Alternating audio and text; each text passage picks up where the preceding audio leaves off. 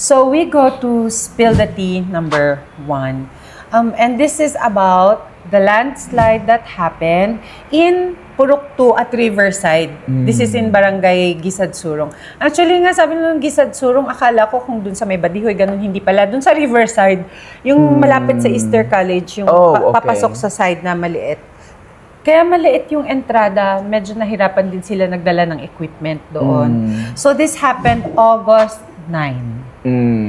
And ang lakas, parang isang linggo ng ulan na diretso. Na parang yung katumbas ng heavy rain ay isang buwan? Yeah, parang in 10 days, ang nakuha na ng August is 1.5 times na nakuha ng buong August last year. Oh my God. So imagine na lang yung saturation ng tubig sa... punong-puno. Punong-puno. And then yung area pala na yun is very full of bamboo. Ito, nung nakikinig ako sa kwento ni Mayor, bamboo na malaki na hindi pala siya akma dun sa soil, sa terrain. And then, there was also a history of a landslide there decades ago in that same area na ganun din.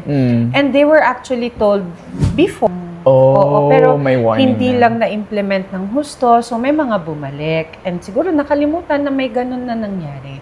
And then it happened again. So ang masaklap dito is there were 3 houses that were affected.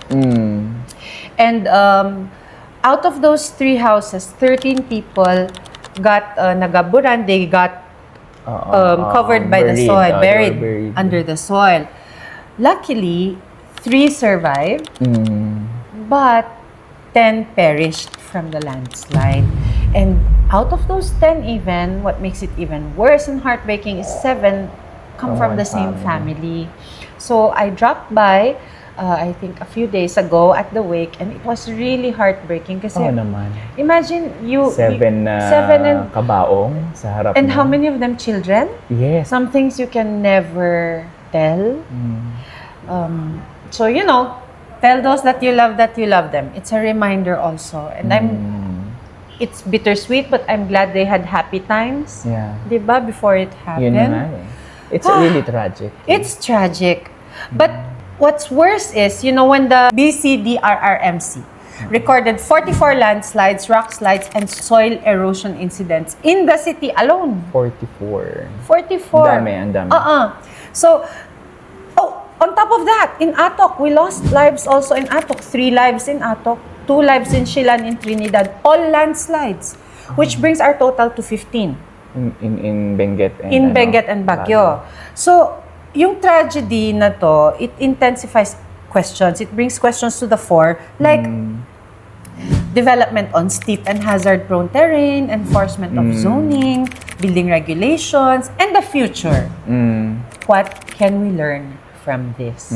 So, yun yung kailangan natin pag-usapan. Oo. But before that, nakikiramay talaga kami sa lahat ng mga biktima ng landslide. You mentioned kanina na parang a decade ago, something happened. Siguro, learning from that and learning from now is that we should prepare for these kinds of natural calamities. And kaya siguro sila bumalik. Number 1 is that baka wala na rin silang mapuntahan. And I'm not, kasi hindi naman natin alam, no? But probably there's also a lack of relocation plan for them, no? Yeah, that's why you're right. Talking about relocation plan, the mayor already declared that area as a no-build zone. In other words, they cannot go back. And there are plenty families who are affected. So, buti na lang, pumunta rin si Secretary Rex Gatchalian DSWD. Of the DSWD.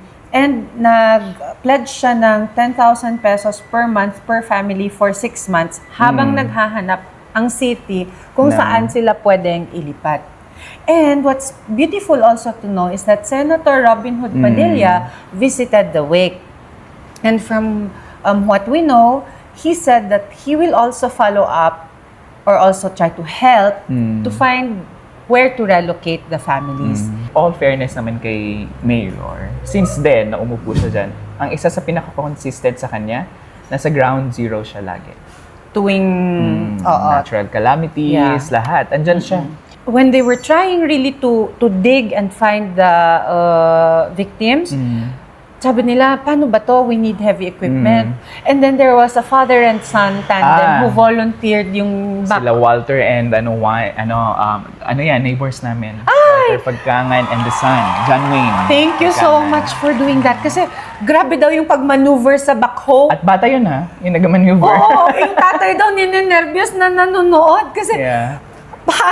halos naka 50 degrees na yung backhoe. Pero yung ginawa ng backhoe in 30 minutes, parang yun ang na-achieve nung mga rescuers in 20 hours. So imagine yung tulong. Kaya sunod-sunod din na nahanap. Yung nag-operate na yun, early 20s pa lang yung bata. Galing ah. Saludo kami sa'yo. John Wayne. John Wayne. Wow, true to your name. Oh, yeah. So, going back, paano natin ma-prevent para wala nang ganyan ulit? Planning talaga. Diba? Kung paano natin aayusin ang zoning, ang sustainable planning mismo sa city. I know, Congested na tayo, di ba? I know na meron ng ginagawa, but I think this must be one of the top priorities. Ngayon, paano natin i-implement na talagang walang matigas ang ulo nga. Kasi meron yan, tapos na typhoon eh. Meron magmamatigas. Magiging complacent ulit tayo. Tapos na typhoon. Oh, one more thing ha, we also have to check the integrity of our homes and our buildings. Yan kasi ang problem because hindi naman uso before dito kasi ang building permits, ang tawag nito, walang soil testing ang mga bahay, kanya-kanyang tayo. So, we acknowledge that. But then, in US, syempre ayaw ko namang sabihin na kailangan parehas, no? But just sharing, hindi ka pwede magpatayo doon ng bahay talaga na hindi ina-approve ng city, pati design. Hindi ka pwedeng gumawa ng sarili mo. Like, kunyari, doon sa 500 hectares na land, may specific na 500 square meter na land, may specific square meter na dapat may lawn. May lawn? Oo. Tayo kasi yung 3 meter. Yung setback lang. Yung right of way. Maybe revisiting the building code. And how can it be implemented in a congested? I think ito yung time na the city needs to do what must be done. And together with the people so that walang lugi.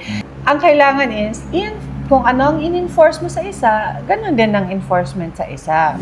Walang palakasan. So, yun yung tinatry natin na i-point out din. It must apply to all regardless of economic status. Reassessment of development plan sa mga areas po na ito. So, in Baguio, it needs stronger risk-based zoning, updated geotechnical assessments, stricter and equal enforcement, gaya ng sabi ni Ate Mia kanina, mayaman ka man, mahirap, sang status ka man. And of course, realistic relocation options for families already living in dangerous locations. Dapat ma-determine na natin lahat yun. Yung hazard map nga talaga. Para ma-relocate na as early as now. We don't want to have another Gisad Surong when we know that we can finish it. So, we cannot prevent extreme rainfall, especially with climate change. But, predictable loss of life can be prevented. So, let's all help each other in achieving that.